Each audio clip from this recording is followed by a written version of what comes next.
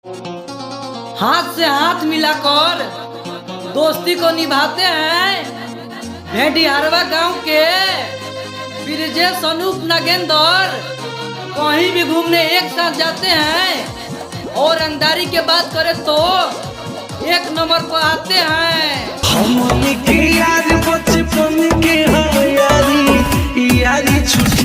बचपने के हमारी यार रहलू आ गांव में सबसे झकास रहलू।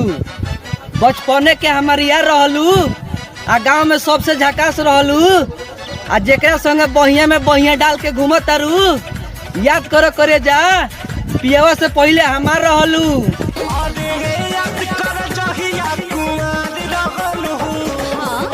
कि यारे सुन बेटा, तोहरा सुधरे के टाइम बा सुधर जो, ना तो हमरा सुधारे में टाइम ना लगी। कि यारे सुन बेटा, तोहरा सुधरे के टाइम बा सुधर जो, ना तो हमरा सुधारे में टाइम ना लगी। आ सिवान जिला के लड़का हुआ सन, मरियो से दौड़ा के तो तोरा भागे के रास्ता ना मिली।